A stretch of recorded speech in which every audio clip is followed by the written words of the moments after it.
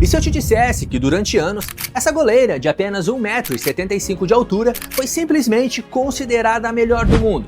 Dentro de campo, o nome de Hope Solo foi sinônimo de títulos, defesas espetaculares e uma liderança nata. Decisiva nos momentos grandes, ela intimidava adversárias apenas com sua postura e transmitia uma segurança simplesmente absurda para quem estivesse jogando à sua frente.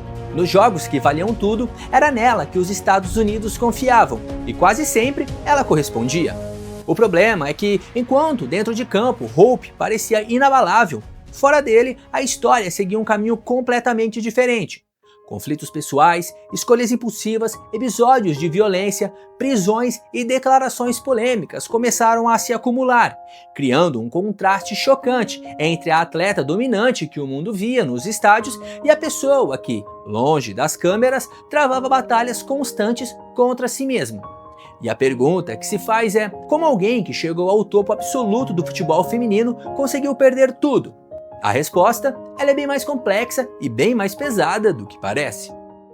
Nascida no dia 30 de julho de 1981, na cidade de Richland, no estado de Washington, nos Estados Unidos, Hope Amélia Solo teve uma infância marcada por instabilidade, medo e experiências traumáticas que ajudaram a moldar a pessoa que ela se tornaria. Filha de pais separados, ela cresceu em meio a dificuldades financeiras constantes, conflitos familiares e uma relação extremamente turbulenta com o pai, Jeffrey John Solo, um homem envolvido com crimes, desaparecimentos frequentes e comportamentos imprevisíveis. Em sua própria biografia, Hope revela que foi concebida enquanto o pai ainda estava preso cumprindo pena por desvio de dinheiro público e que desde muito pequena conviveu com a sensação de insegurança dentro da própria casa. Ela conta que todo o dinheiro que ela conseguia vendendo bolachas desaparecia, assim como o próprio pai, que vez ou outra simplesmente sumia. Para piorar o cenário, sua mãe enfrentava sérios problemas com o alcoolismo,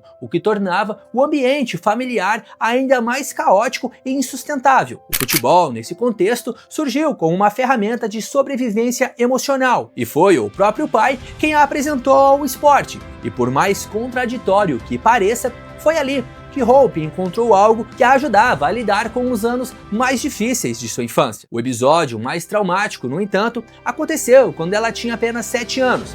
Seu pai a levou junto com o irmão para o que seria um simples jogo de beisebol. Mas no meio do caminho, ela percebeu que eles não estavam indo ao estádio, mas sim viajando para uma cidade bem distante. Os dias passaram e eles ficaram hospedados em um hotel sem contato com a mãe, que, sem saber do paradeiro dos próprios filhos, acionou a polícia. Dias depois, as autoridades encontraram Jeffrey com as crianças dentro de um banco e o prenderam imediatamente por sequestro. Após esse episódio, Hope ficou cerca de 10 anos sem ver o próprio pai. Eles se reencontrariam, por acaso, anos depois, em um parque, quando ele voltou a acompanhar a carreira da filha, pouco antes de morrer no ano de 2007, enquanto ainda respondia a uma acusação de assassinato, da qual seria inocentado apenas após a sua morte. Sobre ele, Hope diria mais tarde que, independentemente dos erros, era seu pai. Era alguém que lhe deu amor, mas que nunca soube ser marido, pai ou um membro funcional da sociedade. Já com a mãe, a relação também se deteriorou ao longo dos anos por conta do alcoolismo, embora Hope sempre reconheça a importância dela para manter a família de pé em meio a tanto caos. Foi nesse ambiente também que a goleira desenvolveu uma personalidade extremamente forte, dura, desconfiada e combativa.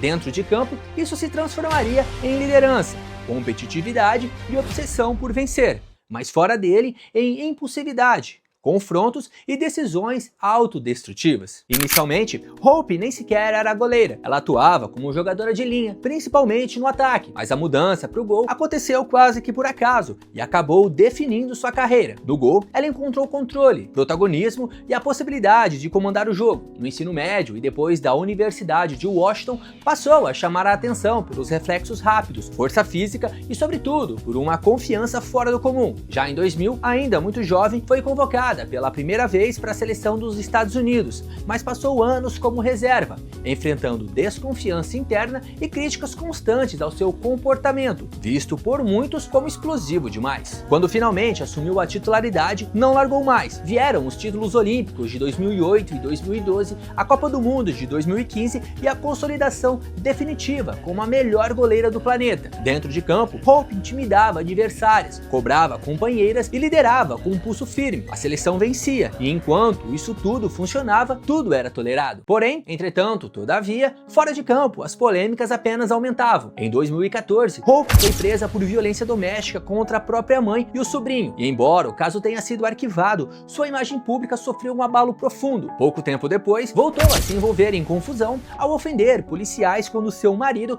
foi flagrado dirigindo alcoolizado, que lhe rendeu uma suspensão pela seleção americana. Em paralelo, Hope também passou a se posicionar de forma contundente sobre temas sensíveis do esporte, incluindo um assédio sexual, que em uma entrevista revelou que o então presidente da FIFA, Joseph Blatter, teria apalpado suas nádegas durante a cerimônia da Bola de Ouro de 2013. A acusação, é claro, foi negada por ele, mas esse episódio reforçou ainda mais a imagem de Hope como uma figura que não se calava, mesmo quando isso significava comprar brigas com pessoas extremamente poderosas. A goleira também criticou duramente o silêncio de outras atletas sobre abusos no esporte e afirmou que esse tipo de comportamento não se restringe a homens poderosos, podendo acontecer em qualquer ambiente. Suas falas dividiram opiniões, mas mostraram mais uma vez sua disposição para um confronto, algo que sempre definiu sua trajetória. A ruptura definitiva com a seleção veio em 2016, após os Jogos Olímpicos do Rio, quando chamou a seleção da Suécia de covarde depois da eliminação nos pênaltis. A federação reagiu com a suspensão de 6 meses e a rescisão de seu contrato, encerrando ali oficialmente sua trajetória com a camisa americana. A partir daquele momento, então, a carreira de Hope Solo entrou em declínio total. Sem seleção, isolada institucionalmente e cercada por problemas pessoais, Hope ainda tentaria se manter relevante fora dos gramados, mas novas prisões e escândalos acabaram selando de vez sua imagem pública. Atualmente, Hope Solo divide opiniões públicas como poucas atletas na história. Para alguns, ela é uma das maiores goleiras de todos os tempos. Para outros, ela é o retrato de como um talento gigantesco, moldado por uma infância traumática e sem controle emocional, pode acabar se destruindo. E talvez sua história mais impactante não seja dos títulos que conquistou, mas sim a de alguém que venceu praticamente tudo dentro de campo enquanto perdia, pouco a pouco, as batalhas mais difíceis fora dele.